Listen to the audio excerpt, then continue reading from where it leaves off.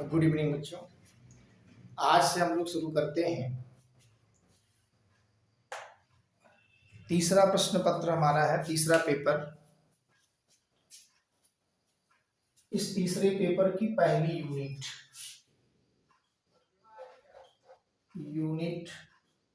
First यानी पहली इकाई हम आज से शुरू कर रहे हैं आपकी वैदिक कालीन शिक्षा। यानी इसमें हमें पढ़ना है प्राचीन भारतीय शिक्षा। और प्राचीन भारतीय शिक्षा अगर देखा जाए तो प्राचीन भारतीय शिक्षा को 3 कालों में बांटा गया है। प्राचीन भारतीय शिक्षा जो है वो 3 काल में बटी हुई है। जो पहली शिक्षा है हमारी वह वैदिक है। पहली शिक्षा है वैदिक शिक्षा। दूसरी शिक्षा है बौद्धकालीन शिक्षा। बौद्धकालीन शिक्षा यानी वह शिक्षा जो बौद्ध काल में प्रारंभ की गई। और तीसरी जो होती है वो मध्यकालीन है। मध्यकालीन शिक्षा। ये 3 शिक्षा पद्धतियां जो हैं ये प्राचीन भारतीय शिक्षा पद्धति के अंतर्गत आती हैं। इन प्राचीन भारतीय शिक्षा पद्धतियों में हम पहली यूनिट में जो हमारी है प्राचीन भारतीय शिक्षा, इस प्राचीन भारतीय शिक्षा में पहली शिक्षा हम शुरू करते हैं वैदिक कालीन शिक्षा। वैदिक कालीन शिक्षा जो है जिसे वेदों की शिक्षा भी कहा जाता है। तो वैदिक कालीन शिक्षा का आरंभ अगर हम देखें तो वैदिक कालीन शिक्षा का आरंभ जो है लगभग 4000 से 5000 वर्ष पूर्व हुआ है। लेकिन वास्तव में इस शिक्षा का अगर हम लोग देखें तो इस शिक्षा का जो सही तरीके से प्रारंभ है वो माना जाता है भारतवर्ष में। अगर ये देखा जाए तो 2500 ईसा पूर्व से 500 ईसा पूर्व तक वेदों का वर्चस्व रहा है। भारत में वेदों का वर्चस्व रहा है। इसलिए वेदों के वर्चस्व के कारण इस काल की शिक्षा प्रणाली को वैदिक कालीन शिक्षा प्रणाली के नाम से जाना जाता रहा है। इसे वैदिक कालीन शिक्षा प्रणाली कहा जाता रहा है। और इस इतिहासकार इस काल को वैदिक कालीन शिक्षा कहते हैं। माने इस पर वेदों का वर्चस्व रहा और वेदों का वर्चस्व होने की वजह से इतिहासकार जो थे इस काल की शिक्षा को वैदिक शिक्षा के नाम से जाना। यानी 2500 ईसा पूर्व से 500 ईसा पूर्व तक भारत में अगर देखा जाए तो वेदों का वर्चस्व रहा। इसका मतलब था कि वेद जो थे चरम सीमा पर थे और वेदों पर का वर्चस्व होने की वजह से इस शिक्षा प्रणाली को वैदिक कालीन शिक्षा के नाम से जाना गया। और इसका विकास चूंकि वैदिक काल में हुआ था इसलिए इसको वैदिक कालीन शिक्षा के नाम से जाना गया। क्योंकि वैदिक काल में शिक्षा पर ब्राह्मणों का अधिकार था। अगर हम लोग देखें तो वैदिक काल में शिक्षा पर ब्राह्मणों का अधिकार था। ब्राह्मणों का एक छत्र राज अगर कहा जाए तो था। इसलिए इस शिक्षा प्रणाली को ब्राह्मणीय शिक्षा के नाम से भी जाना गया। भारत में इस शिक्षा को ब्राह्मणी शिक्षा के नाम से भी जाना गया। यानी वैदिक कालीन शिक्षा को हम 4 तरह से परिभाषित कर सकते हैं, 4 नामों से जान सकते हैं। वैदिक कालीन शिक्षा क्यों कहा गया वैदिक कालीन शिक्षा? क्योंकि इस काल में वेदों का वर्चस्व था। भारत में वेदों का वर्चस्व था और वेदों के वर्चस्व की वजह से इस शिक्षा को वैदिक कालीन शिक्षा कहा गया। दूसरी चीज इसे ब्राह्मणीय शिक्षा कहा गया था क्योंकि इस काल में इस शिक्षा पर ब्राह्मणों का एक छत्र राज्य था। यानी अगर हम सामान्यतः कहें तो गुरु होने का अधिकार ब्राह्मणों को ही था। उसमें भी जो कुल पुरोहित ब्राह्मण होता था वही गुरु का काम करता था। इसलिए इस शिक्षा को ब्राह्मणी शिक्षा के नाम से भी जाना गया। साथ ही साथ ब्राह्मणी शिक्षा के साथ साथ अगर देखें तो इस शिक्षा को हिंदू शिक्षा भी कहा गया। क्योंकि इस शिक्षा प्रणाली में हिंदुओं द्वारा शिक्षा प्रणाली विकसित की गई थी और हिंदुओं द्वारा शिक्षा प्रणाली को विकसित होने की वजह से इस शिक्षा प्रणाली को वैदिक कालीन शिक्षा के नाम से भी जाना गया, ब्राह्मणी शिक्षा के नाम से भी जाना गया और हिंदू शिक्षा के नाम से भी जाना गया। यानी हमने देखा कि आरंभ जो है शिक्षा का आरंभ अगर देखा जाए तो सबसे प्राचीन शिक्षा कौन है? वैदिक कालीन शिक्षा है। इसे वैदिक शिक्षा क्यों कहते हैं? क्योंकि यहाँ पर वेदों का वर्चस्व था, वेदों की शिक्षा दी जाती थी, इसलिए इसे हम कहते थे वैदिक कालीन शिक्षा। और भारत में 2500 ईस्वी पूर्व से 500 ईस्वी पूर्व तक वेदों का वर्चस्व रहा है। भारत में इस वैदिक शिक्षा को ब्राह्मणी शिक्षा, हिंदू शिक्षा के नाम से भी जाना गया है। अब देखिए, इस शिक्षा को, इस काल को जो है दो उपकालों में बांटा गया है। वैदिक काल को भी भिन्न भिन्न विद्वानों द्वारा भिन्न भिन्न उपकालों में विभाजित किया गया है। और शिक्षा की दृष्टि से अगर देखा जाए तो इसे दो उपकाल में बांटा गया, प्रारंभिक वैदिक काल और दूसरा है उत्तर वैदिक काल। तो प्रारंभिक वैदिक काल, जो प्रारंभिक स्टेज था, उस पर शिक्षा जो थी वहां वेदों की शिक्षा दी जाती थी। लेकिन उत्तर वैदिक काल को अगर हम लोग देखें तो उत्तर वैदिक काल में ब्राह्मणों का एक छत्र अधिकार था, यानी ब्राह्मण जो थे पूरी तरह से वेद का अध्ययन कराते थे, इसलिए गुरु होने का अधिकार जो था वह ब्राह्मणों को था। उत्तर वैदिक काल में पूरी तरह से ब्राह्मणी शिक्षा प्रणाली थी, क्योंकि शिक्षा प्रणाली में हिंदुओं द्वारा इस प्रणाली का विकास किया गया था, इसलिए इसको हिंदू शिक्षा के नाम से भी जाना गया। अब आते हैं कि वैदिक शिक्षा प्रणाली के मुख्य अभिलक्षण। देखिए, मुख्यतः अगर देखा जाए तो वैदिक काल में जिस शिक्षा प्रणाली का विकास हुआ उसे वैदिक शिक्षा प्रणाली कहा गया। वैदिक काल में जिस शिक्षा प्रणाली का विकास हुआ है उसे वैदिक कालीन शिक्षा के नाम से जाना गया, उसे कहा गया वैदिक कालीन शिक्षा। और संपूर्ण वैदिक काल में शिक्षा का प्रशासन व संगठन सामान्यतः एक सा रहा, परंतु कुछ परिस्थितियों में ज्ञान और कौशल के क्षेत्र में विकास के साथ साथ उनकी पठचर्या और शिक्षण विधियों में परिवर्तन किया गया। तो हम यहाँ शिक्षा का अर्थ पहले देखते हैं, तो अभिलक्षणों को दो अर्थ में हम यहाँ समझेंगे। इसके अभिलक्षण को पहले शिक्षा का अर्थ देखते हैं, मीनिंग ऑफ एजुकेशन। वैसे अगर ये देखा जाए तो शिक्षा का क्या अर्थ है भाई? शिक्षा जिसे आपने पढ़ा है एजुकेशन, इंग्लिश में कहते हैं एजुकेशन। एजुकेशन और एजुकेशन जो है वो दो शब्दों से मिलकर बना है, लैटिन भाषा के शब्द से बना है एडुकेटम।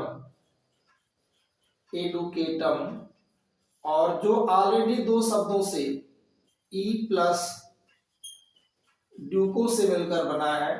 ई का मतलब होता है इंटरनल और डी का मतलब होता है टू लीड फॉर्थ, यानी कुल मिलाकर देखा जाए तो आंतरिक को बाहर लाने वाली शिक्षा। शिक्षा प्रकाश का वह स्रोत होता है जो व्यक्ति के ज्ञान को, व्यक्ति के अंदर निहित ज्ञान को बाहर लाने का काम करता है। लेकिन हम वैदिक कालीन शिक्षा के अर्थ को देखते हैं तो वेदों के अनुसार शिक्षा का अर्थ ज्ञान अथवा विद्या की प्राप्ति है। वैदिक काल के अनुसार शिक्षा का अर्थ है ज्ञान। शिक्षा का अर्थ होता है वेदों के अनुसार ज्ञान की प्राप्ति, ज्ञान या विद्या की प्राप्ति, विद्या की प्राप्ति।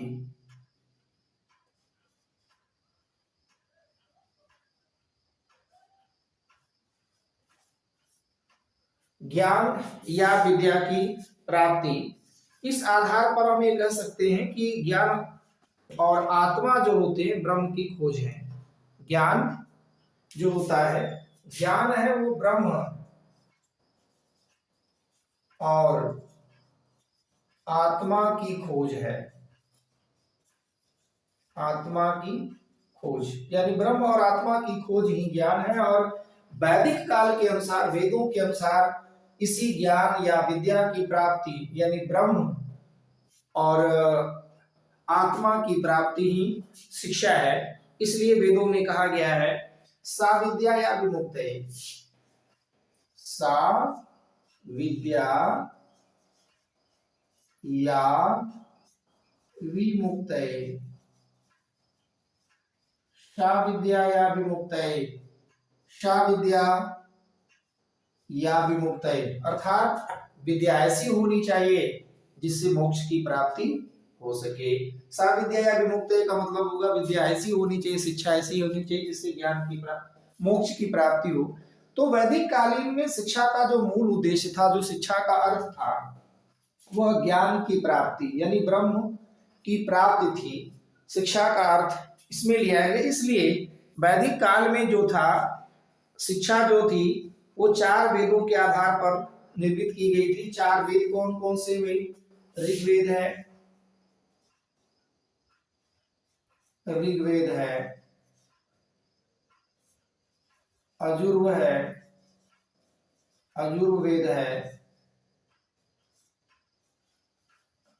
सामवेद है, अथर्ववेद है, अथर्ववेद है।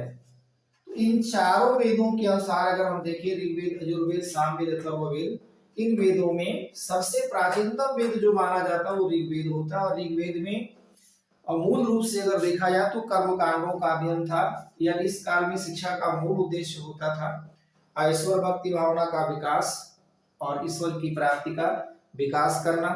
इसीलिए इस काल में शिक्षा को जो है 2 भागों में बांटा गया था, परा और अपरा। शिक्षा का 2 तरह का था, परा शिक्षा और अपरा शिक्षा। और परा शिक्षा जो थी, इसका मतलब होता है उपासना अथवा उपासना करना या ब्रह्म सत्य जगत और मिथ्या की खोज करना। यानी ईश्वर और कर्म कांडों का ज्ञान जो था वो परा शिक्षा के अंतर्गत था, परा में। और अपरा शिक्षा जो थी, इसमें विभिन्न विषयों का, अपरा शिक्षा में विभिन्न विषयों की जानकारी, विभिन्न विषयों का ज्ञान दिया जाता था। विभिन्न शिक्षा के प्रकार दिए जाते थे। तो ये शिक्षा का अर्थ रहा वैदिक कालीन वेदों के अनुसार। अब हम आते हैं शिक्षा की संरचना और संगठन। तो अगर देखा जाए तो वैदिक काल में शिक्षा का जो संगठन किया गया था, जो शिक्षा संगठन था, वो शिक्षा संगठन 2 तरह का था। एक तो था प्राथमिक शिक्षा यानी प्राइमरी एजुकेशन। प्राथमिक शिक्षा जो होती थी प्राय कुल या परिवार में होती थी। बच्चों की शिक्षा जो होती थी वो घर में होती थी। प्रारंभिक शिक्षा जो कुल पुरोहित होता था, प्रायः बच्चे की जो 5 वर्ष की उम्र होती थी, तो उस 5 वर्ष की उम्र में कुल पुरोहित जो होता था वह बच्चे का विद्याध्ययन आरंभ करवाता था। इसके लिए बच्चे को नए कपड़े पहनाए जाते थे, नए वस्त्र धारण कराए जाते थे। कुल पुरोहित जो होते थे वो नए कपड़े बिछाते थे और उन पर चावल के दाने डाले जाते थे। चावल के दाने डालने के बाद बच्चे की उंगली पकड़कर कुल पुरोहित के द्वारा उस पर वर्णमाला के अक्षरों को लिखवाया जाता था। अब वर्णमाला के अक्षरों को लिखवाने के बाद कुल पुरोहित को भोजन कराकर दान और दक्षिणा करके विदा किया जाता था। और तभी से उसकी प्रारंभिक शिक्षा प्रारंभ हो जाती थी। और प्रारंभिक शिक्षा का सामान्य जो ज्ञान होता था वो बच्चे को घर में दिया जाता था। यानी अगर हम देखें तो प्रारंभिक शिक्षा व्यवस्था जो थी वो कुल में थी, घर में दी जाती थी। और जो उच्च शिक्षा है, उच्च शिक्षा प्रारंभ करने के लिए बच्चे को गुरुकुल में जाना होता था। क्योंकि यह शिक्षा प्रणाली जो थी वो गुरुकुल प्रणाली थी, गुरुकुल प्रणाली थी। और गुरुकुल प्रणाली होने की वजह से इस काल में बच्चे को शिक्षा प्राप्त करने के लिए गुरुकुल में जाना होता था।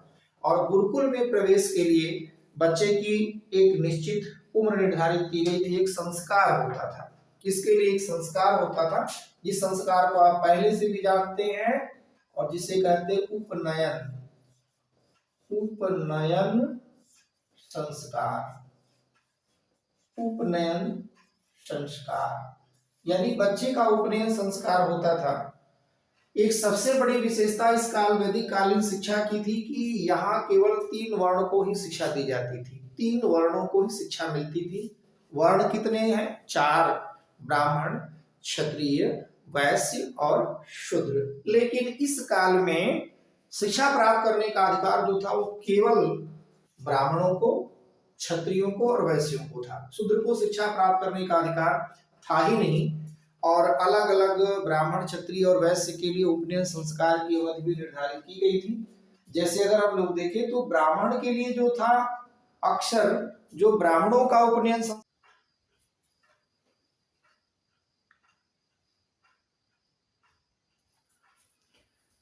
ब्राह्मणों के उपनयन संस्कार के लिए 8 वर्ष जो ब्राह्मण होता था, देखिए 8 वर्ष, 10 वर्ष और 12 वर्ष। ये उपनयन संस्कार की अवधि निर्धारित की गई थी, उम्र निर्धारित की गई थी। अवधि क्या कहें इसको, उम्र कहें, कि जो उम्र का निर्धारण किया गया था इस काल में वो ब्राह्मणों के लिए, अगर ये देखा जाए, ये था ब्राह्मण के लिए 8 वर्ष, ब्राह्मण के लिए, ब्राह्मण के लिए 10 वर्ष, क्षत्रिय के लिए 10 वर्ष, क्षत्रिय के लिए, और 12 वर्ष जो था वह वैश्य के लिए था।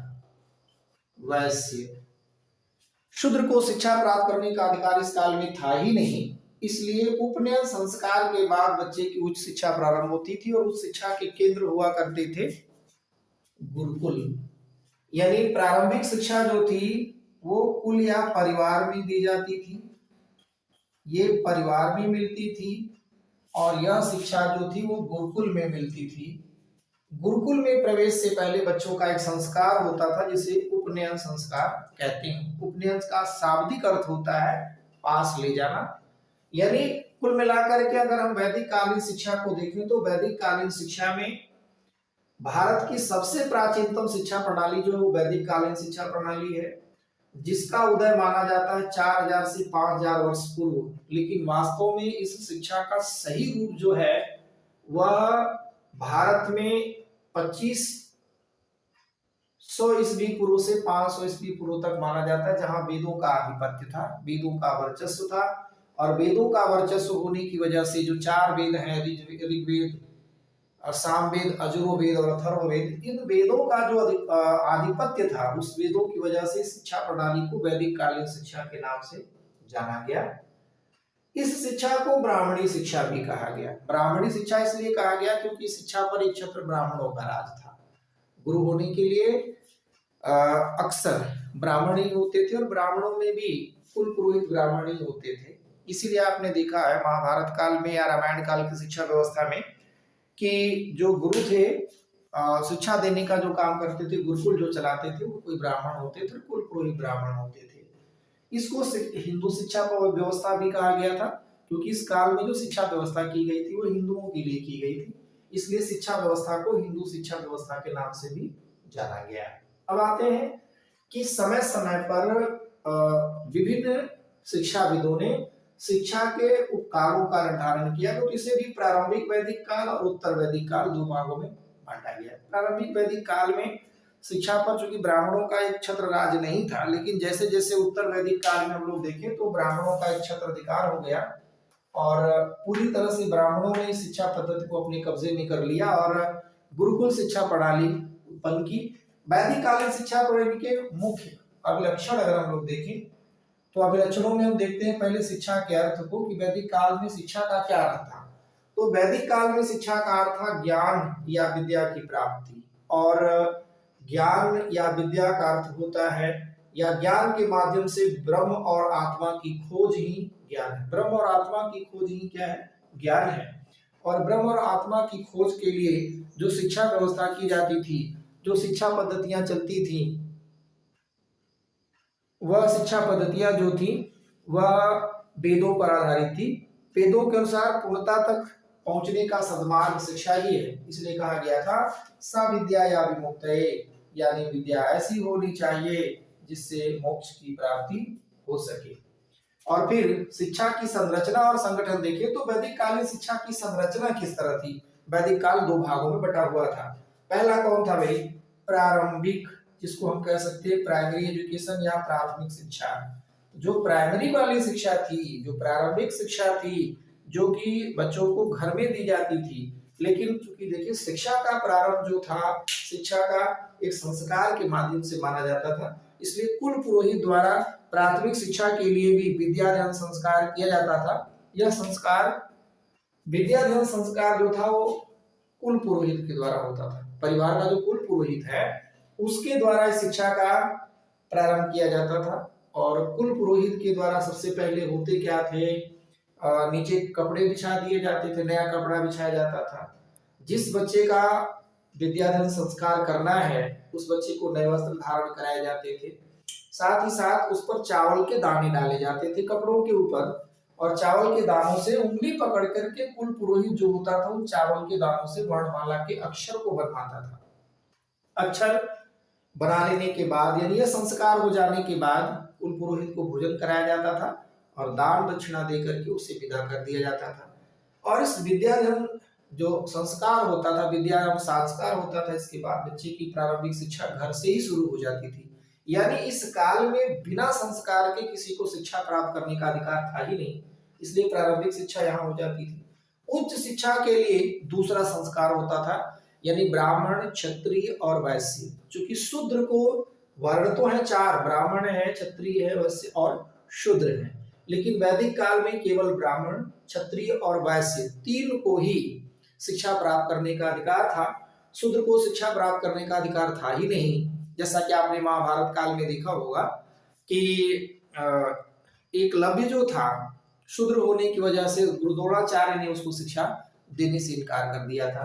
तो ब्राह्मणों के लिए जो उपनयन संस्कार होता है, यानी उच्च शिक्षा कहाँ से शुरू होती थी? उपनयन संस्कार से। प्रारंभिक शिक्षा कहाँ से प्रारंभ होती थी? विद्याधन संस्कार से। प्रारंभिक शिक्षा परिवार का कुल पुरोहित कराता था। उच्च शिक्षा जो था गुरुकुल जो होती थी, उस गुरुकुल का जो बड़ा भिक्षु होता है, गुरुकुल का जो ब्राह्मण होता था या गुरुकुल का जो गुरु होता था, उस गुरुकुल के गुरु द्वारा कराई जाती थी। उपनयन जिसका शाब्दिक अर्थ होता है पास ले जाना, अर्थात शिक्षा प्राप्त करने के लिए बच्चे को गुरु के पास ले जाना, ये उच्च शिक्षा प्रणाली है। यानी कुल मिलाकर के गृह त्यागी, इस काल में बच्चे को घर त्याग कर गुरु के आश्रम में जाकर शिक्षा प्राप्त करना होता था। और उपनयन संस्कार के लिए अलग अलग वर्णों में अलग अलग समय निर्धारित किया गया। जैसे ब्राह्मण के लिए 8 वर्ष, क्षत्रिय के लिए 10 वर्ष, वैश्य के लिए 12 वर्ष की उम्र निर्धारित की गई। तो इस तरह से हमने आज क्या देखा? वैदिक कालीन शिक्षा की एक सामान्य जानकारी देखा इसमें यूनिट फर्स्ट में। अब इसके बाद हम लोग अगली यूनिट में अब इसके आगे की बातों को अध्ययन करेंगे।